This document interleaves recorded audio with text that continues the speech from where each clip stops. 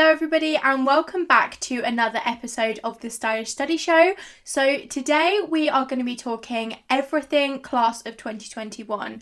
Now, unfortunately, we have been in a time where especially the people that are doing exams have been well and truly thrown under the bus, and I know that there is a domino effect for other year groups, so we will talk about them on further podcast episodes.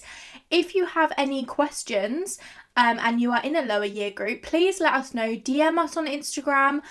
We would love to hear your questions if you're in the class of 2022 so that we can help you out. But today we are going to be talking about people that are in the class of 2021 who have teacher assessed grades and what they can do to ensure exam success. So first of all, I do also want to say that I have kind of been in your shoes.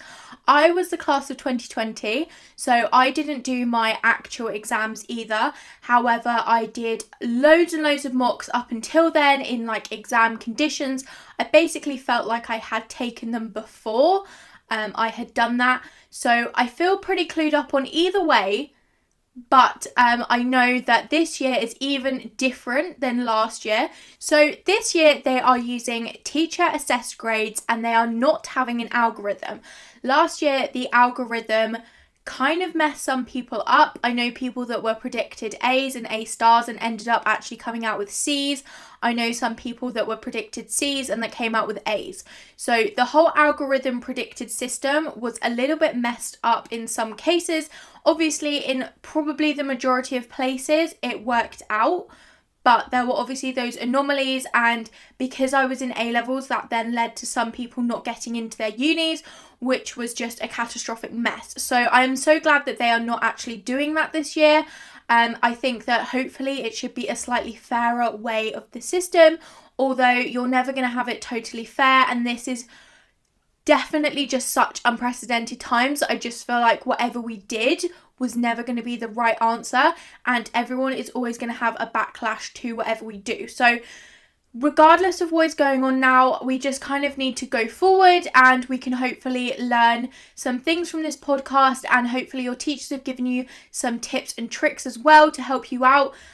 But we are here for you. We're going to run through what we suggest you do to prepare for those teacher assessed grades that you're going to get. So I know a lot of you will be taking mocks or mock exams, some kind of exam, teacher assessed exams, however they are wording them, to then put forward for evidence. So this year you really want to be focusing on this word called evidence and less on the revision. Obviously, normally we would be a couple of months away from exams.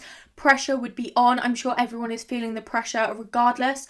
But normally we would be putting the pressure on revision. Make sure you are learning everything that you need to learn.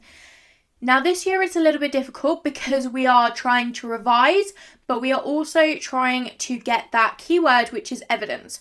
So all your exams now are essentially being used for evidence to show what grade you should get. Now, do also revise for these. These are also super important. But whilst we're not revising for them, we also need to start filling in the gaps in our knowledge and the gaps in our work with evidence. There are a few ways that we can create more evidence, and we're going to talk through them now, and just ensure that we are on the right track to start doing things that can hopefully boost our grades and ensure that we secure those grades that we want. Now, obviously, this is a very unprecedented time, and I myself have not been through this exact process, and I am also not a teacher or not affiliated with any kind of government advice. So what I am saying is purely guidance. This is what I would be doing if I was a student from my past experiences. But if you are ever unsure, please talk to your teachers. This is purely for guidance. I am not telling you that this is correct and that this will definitely do that for you. This is just what I would be doing if I was in your position. So the first thing I would be doing is finding out what I need to know. Now, the government have said that they are just going to be looking for things that you have learned. So they're not going to be penalising you because you may have not learnt the whole course due to lockdown, due to COVID, all those things that have stopped your learning. So if there are gaps in your knowledge and you know that there are areas of the specification that you never got taught, this is your time to really start weeding that out and really start narrowing down what you did actually get taught. So the first thing I would be doing is going to my teacher, showing them the specification and being like, okay, so which parts of this have we learnt, which parts haven't we? I would also make sure that I'm double checking with a teacher before definitely crossing anything off, because you may have learnt something at home but then you not learnt it in class, which therefore you may not actually need it for your evidence. You may not have realised that you have actually gone off over a topic. Maybe you were ill for a week, for example. So really narrowing it down and actually discussing with your teacher, okay, are there any bits in the specification that we didn't cover? If so, what are they, so that you can be crossing that out from your specification and ensuring that you're kind of just discarding that. Obviously, if you're taking the subject for A-level, it may still be helpful to go through it. But if this is a subject that you're kind of just moving on from, just wanting to get the grade and then be done with it, then it's not really going to be absolutely massive that you haven't learnt that. If you want to learn it, of course, go ahead and learn it. But I wouldn't be super stressed and super focused on creating evidence for this and also doing real solid revision on it for the exams. Then my most crucial tip, talk to your teacher. Get your teacher to tell you everything that they possibly can about this year's assessment, the way that they're assessing, what you've learned, what your weak points are. Get as much information as you can from your teacher. They are the person that is going to know you the best. They're going to know the course best. They are going to be in talks with the government. If not, then your head teacher will be, and they will be feeding it back to all their staff so that everyone is clued up. Please, please, please be in contact with your teacher. Just ask for their support through it.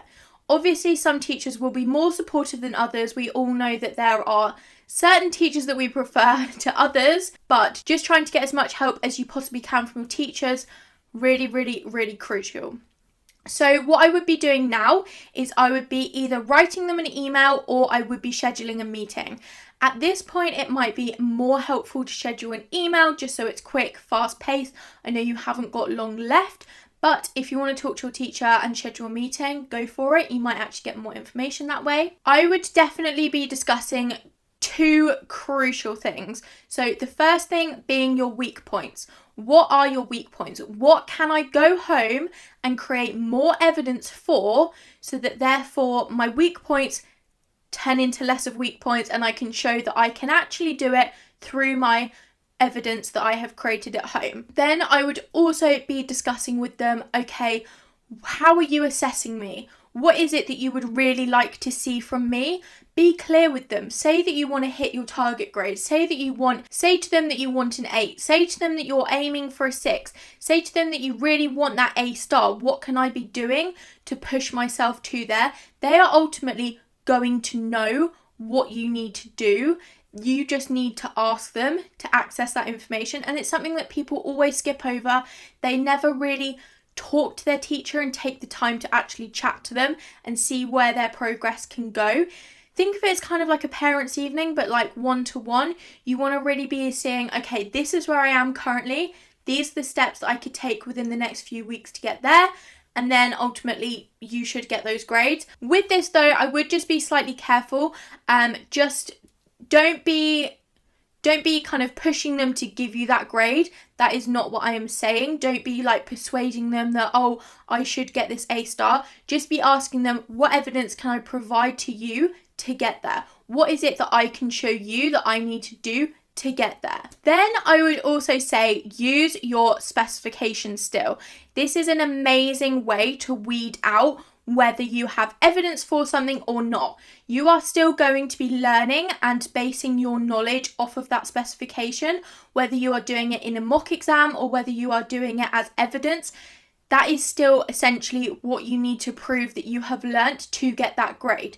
So this is still an absolutely vital tool, and just because it's not an exam doesn't mean that we should throw it out. What I would suggest with your specification, use this as an evidence plan. So we've always talked about, okay, you need to be doing a revision plan, a revision timetable. When you aren't focused on those mocks, start creating an evidence timetable. So what do I mean by this? I mean, instead of the time that you would have spent revising when you knew you were doing the actual exams, use this time now as evidence time. Use it as time to create extra work to show your teacher that you can do this. And the best way to structure this is using the specification.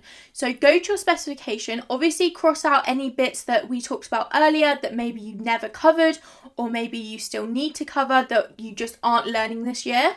Throw them out, don't bother about them. Then go through and highlight where your weak points are. So whether your teacher has told you, okay, you're not too great on Unit 2, especially Unit 2.2, for example. Make sure that is circled and you're really working on getting evidence for that. Then what you want to do is systematically go through your specification and just be looking, okay, have I got evidence for this bit? Have I got evidence for this bit? Making sure that you have a piece of evidence for everything.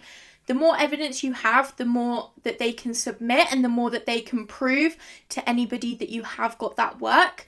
And just ensuring that you can, just provide as much evidence as possible. It's really going to be your best friend. And last but not least, I just want to say, hang on in there. Now, this has been such a challenging year and we are all feeling the effects, but none more so than the people that are having to have their whole exams changed and just really have their whole way of life switched up.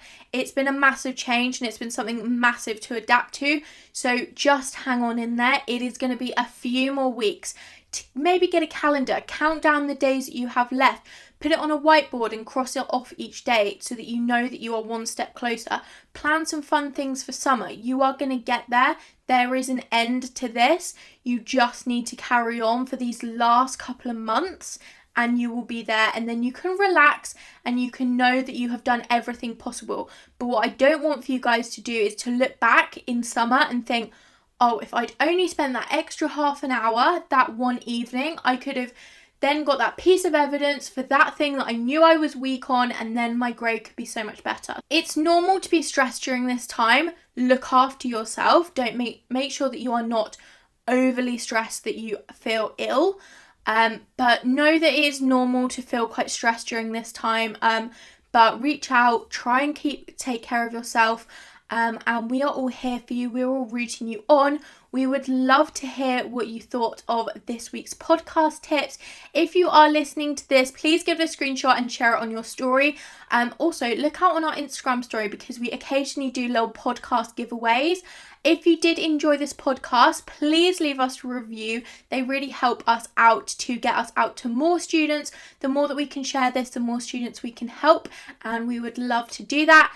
And I really hope you have an amazing week and that you are not stressing too much about your exams, and we will see you very soon. Goodbye.